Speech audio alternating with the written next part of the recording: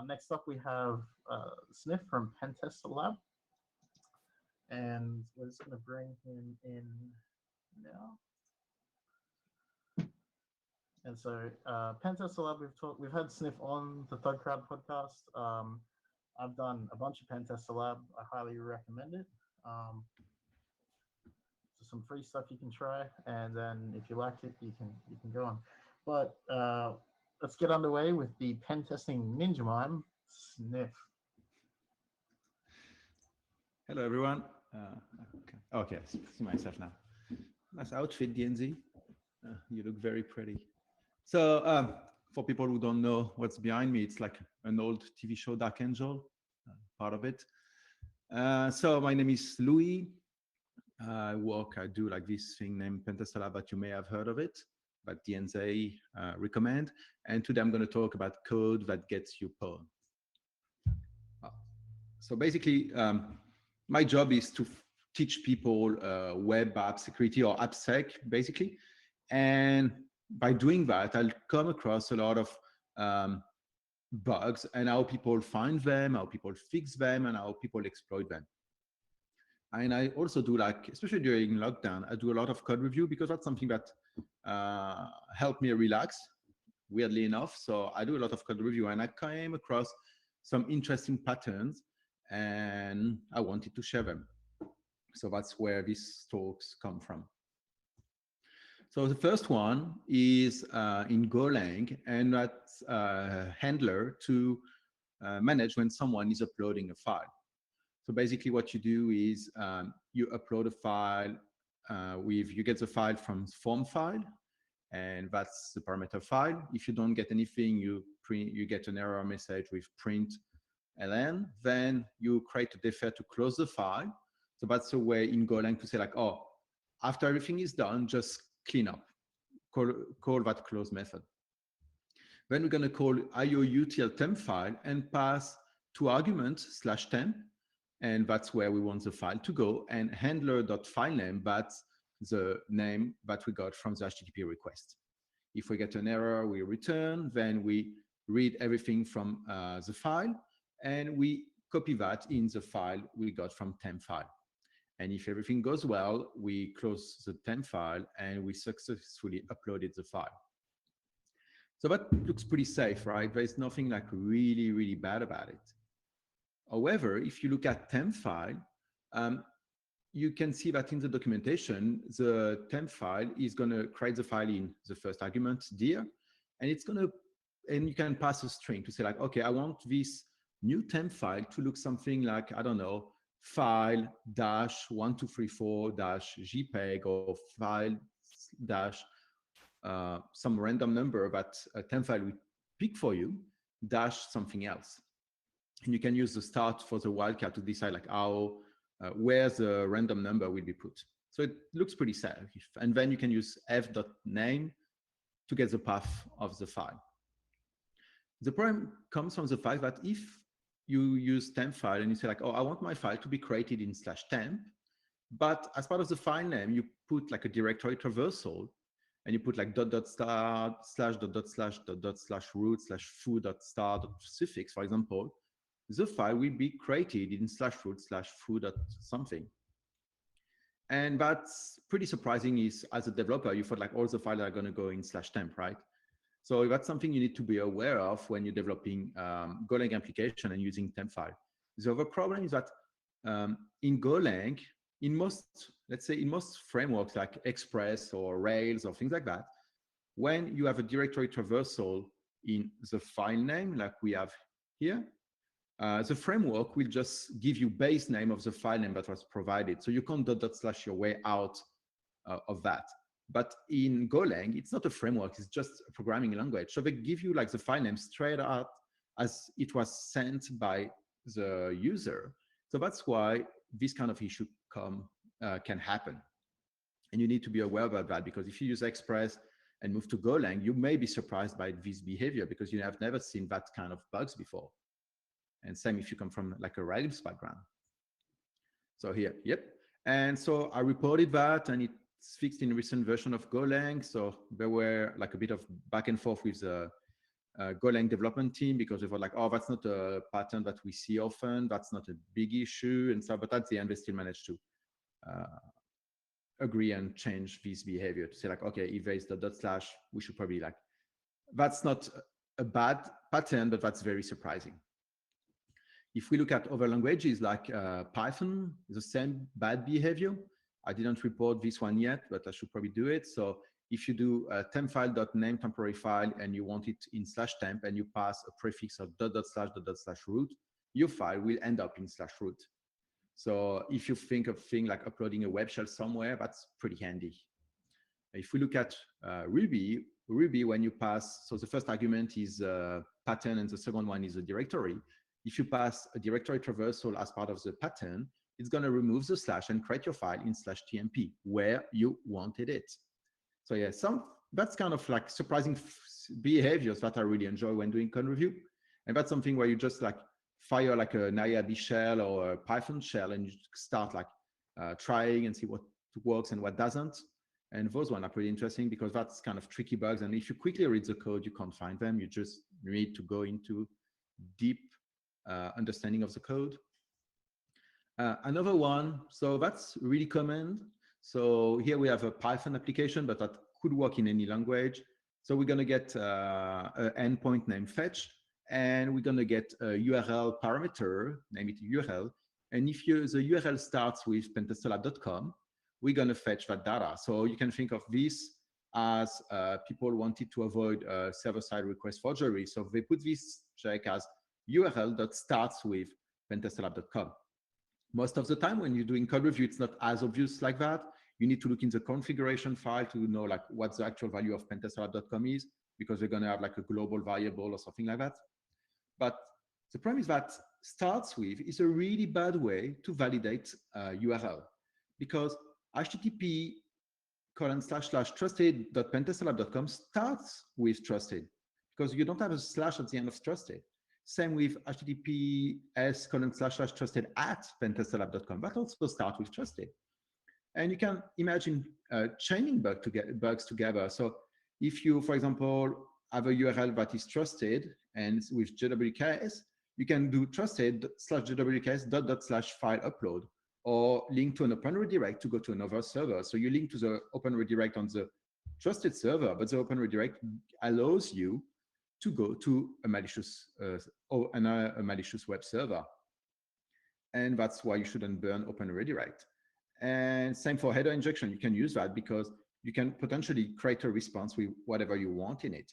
So that's why before doing starts with, you should at least make sure that you can canonicalize the path, the URL, to remove all the dot slash to make sure that it starts with something sane.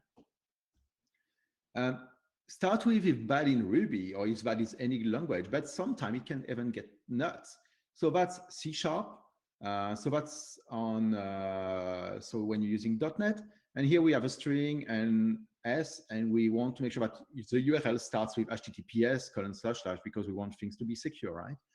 And then we're using the default web client class, and we call it a new web client, and we download string based on the URL. So we're just fetching content. So that looks pretty good. Like you can potentially have server-side request forgery, but you don't have anything worse than that, right? If you look at this code. And actually that's kind of surprising, but you do. So if you pass https://:// etc passwd, you're going to get the content of etc passwd. That's for a Linux on .NET. And same thing if you pass another file on Windows.NET, both works.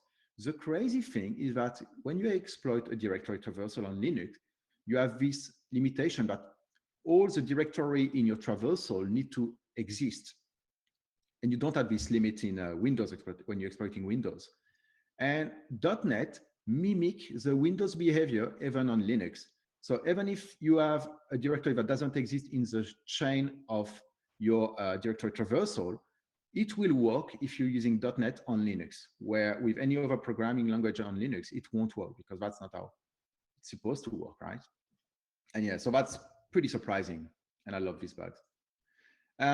Now, another one is a handler that's going to take a file name from the URL again in Golang, and it's going to open that file name and defer fd.close. So this way, the file will be closed once the request is on the response is sent back.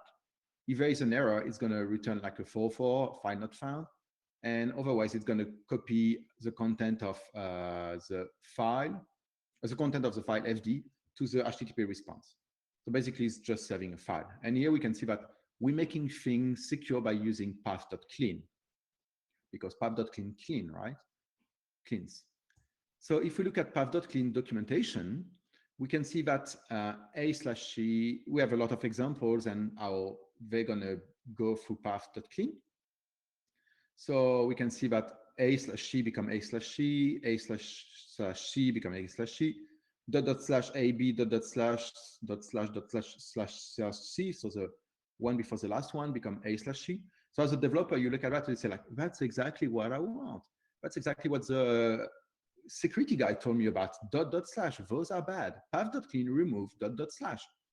So that's what you get if you quickly read the documentation. And actually, it's not actually the case. What path.clean does, it cleans a path. It doesn't remove like .. magically.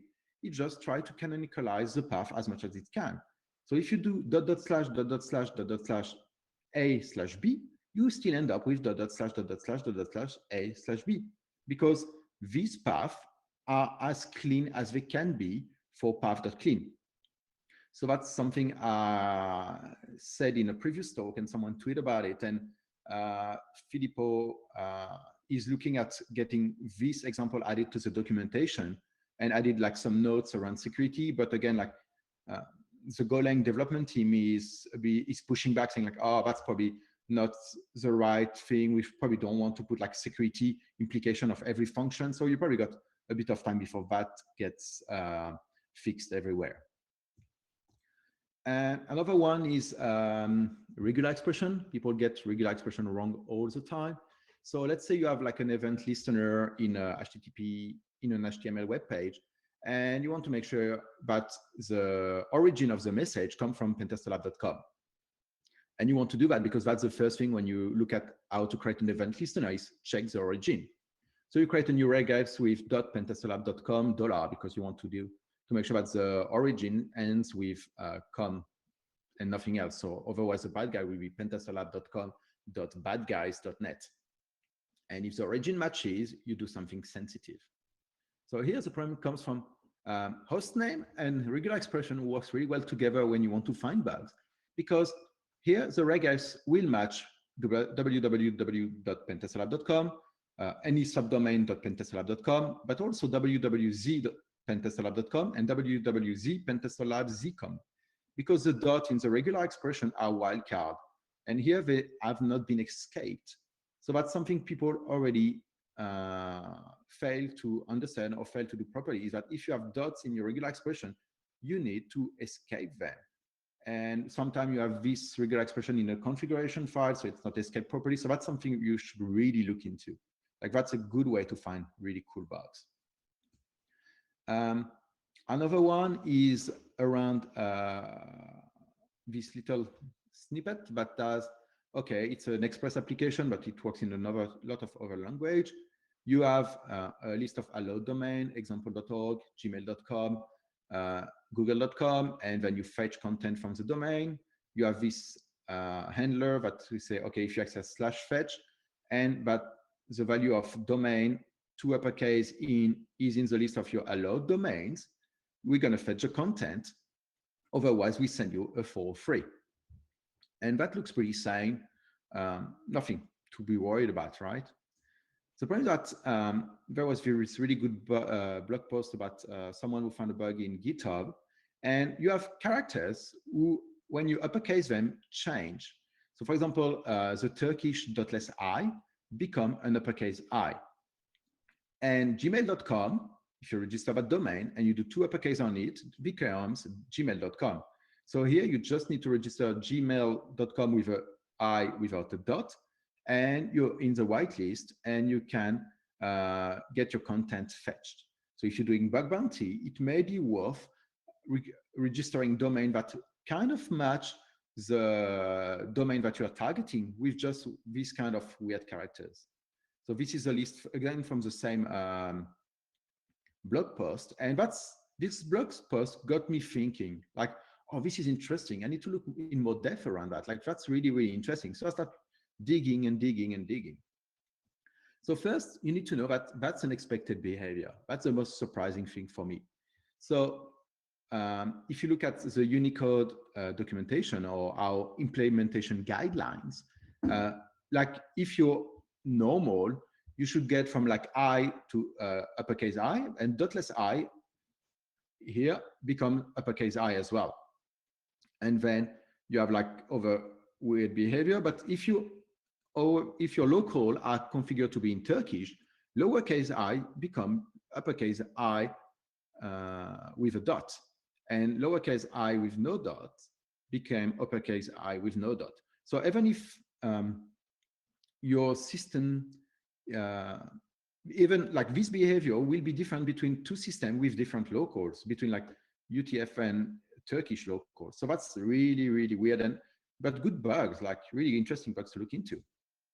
And if you want to play with those, you can check these two URL, captures of .ag1234 and captures of .ag5678. So that's two challenges you can play with if you want to like get a better understanding of these kind of bugs. I'm going to keep them running for like 2 days maybe. So we talked about regular expression. We talked about Unicode. What if we mix the two? What happened? So if we do compile the regular expression I and we try to match dotless I, it doesn't match. So kind of expected. So that's in Python 3.841.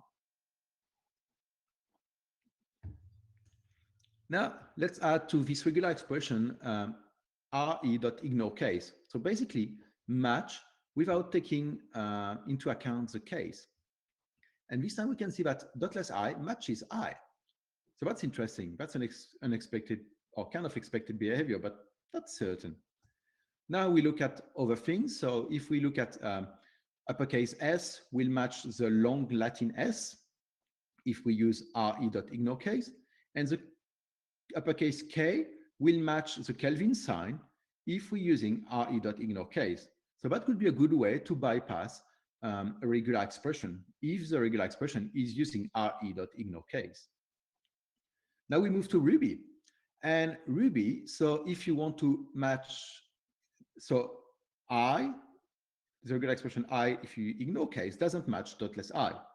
Same thing if you're using uppercase I, but dotless I, as we saw, when we capitalize it, become uppercase I. So that's kind of weird.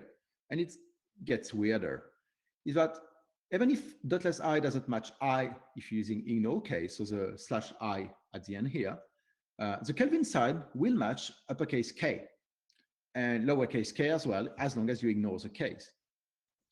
And same thing for the Latin long S. It will match uppercase S and lowercase s as long as you ignore the case. So you have different behavior between different characters. So that's pretty odd. Now, if we look at Golang, Golang will do exactly the same as Ruby. So I will not match dotless I. So in Golang, if you're using regular expression, you need to put them at the front like that. So bracket question mark I is for ignore case. So we can see that dotless I does not match I, but Kelvin sign matches K, and Latin long S matches S. So again, some interesting behavior that can create pretty cool bugs. In C#, we have, again, a different behavior. So that's really a good way maybe to fingerprint applications. So we can see that dotless I doesn't match I, but Kelvin sign matches K. And the Latin long S doesn't match S if we're using ignore case. And another interesting thing is that you can use in C# is ends with, and there are a lot of ways to check if something ends with something else. So you can use the default one that will say, so test.dotless inc doesn't ends with inc, but you can use invariant culture ignore case that will give you the same. And you can use ordinal ignore case that gives you true, and current culture ignore case that gives you false. unless I would say you're in Turkish. I haven't checked that. And as a friend said, like it's probably come back from all the bugs that were found in Unicode in Windows back in the day. So if we look at Java now, so we see that all these characters are equals if you ignore k. So .si is equals to I is equal to .si, and k, Kelvin sign, all equals to each other. But if we're using pattern.compile and we're using regular expression, the .si will not match I, the long Latin S will not match S, and the Kelvin sign will not match K. So again, like moving just from like a string comparison with ignore case to a regular expression may change the behavior between two applications. The code looks the same. Oh, I'm just going to move to a regular expression. It's more efficient. But then you change the behavior of how it works. And why does it matter? Let's say you have somewhere in your application that checks for that a domain matches something with an I, something with an S, and you ignore case. Potentially, you can bypass this by registering the right domain, or something with a K, but it's less likely because it's pretty, as far as I can tell, really hard to get a domain with a Kelvin sign in it. And same thing for an email address. You can think of company that say like, okay, if your email address ends with pentestlab.com, you're an admin in this application. And if you do that, you need to make sure that you're not going to use ignore case, because you can use this bypass to bypass this check and register, for example, github.com with a .si or gmail.com with a .si or things like that. And that's it for me. So conclusion, computers are hard, devil is in the details, don't make assumptions. I think it's really important to do code review, that's for sure, and to try to build upon people's research. So like, for example, I start looking at this Unicode because someone did a write-up of a cool bug, and then you dig deeper and deeper and deeper, and you find new things that are interesting, and you find new bugs, and you talk about these new bugs, and then someone else will keep digging and find new bugs, and that's how you keep finding bugs. And yep, I think I'm a bit early. I got 5 minutes to go. Yeah, and don't make assumption, because the snippet I showed during this talk kind of look pretty safe if you like just read them quickly. But again, you need to look in depth and say like, okay, this looks suspicious. Maybe I should like start an IRB shell, a Python shell, or write some Golang and see like, okay, how does that function really work? Like, what are the boundaries? What can I push it further? Okay, this path.clean seems to clean, but how well does it clean? Will it clean if something is encoded? Will it clean Unicode? Will it do something else? Like, yeah. So you need to make sure when you're doing code review that you go into all of these details. Otherwise, you're missing like really cool bugs, as we saw in this talk. And yeah, thanks for your time. And if you have any question, I'm gonna keep like hanging around for a few minutes after the talk. And yeah, don't hesitate, or shoot me an email or at me on Twitter, and I will be more than happy to answer your questions. And that's it for me. Thank you so much. That was awesome. Does anybody in the chat have any questions here?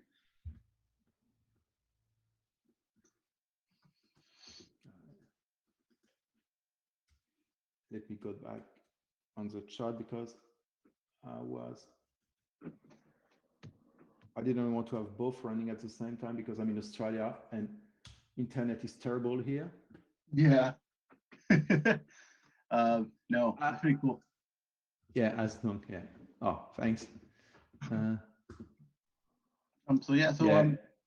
Yeah, I think there's a good comment about the Go thing, is that, yeah, a lot of people are moving to it. I think the interesting part is that people are used to develop with frameworks, and then they move to Go and they don't have a framework anymore. Mm-hmm. They just have like a programming language. So it's like everyone moved to like a smart PHP framework, and you can't find as many like terrible PHP bugs. Mm-hmm. And now with Go, they go back to a programming language without using a framework, and you can find all those bugs because people are back to not having a framework to protect them. Yeah. No, it's definitely a lot of it's tough with the newer languages. It's harder for people because it's just starting from scratch basically. So like you're given the tool set that is given, and then it's difficult to really know where to go from there because there's so many things in so many different frameworks that have already taken care of all like the really benign sort of things that are security testing, and it's whether or not it's incorporated into the full overall like structure of a language. It's like there's stuff that you can still just import easily, like importing like say jQuery versus like trying to implement all that yourself. It's like yeah. Makes a lot of sense. But that was awesome though. So Thanks. yeah, so thanks very much, Louis, for coming on here and giving our final presentation of the day. Thanks for having me. Yeah, of course. So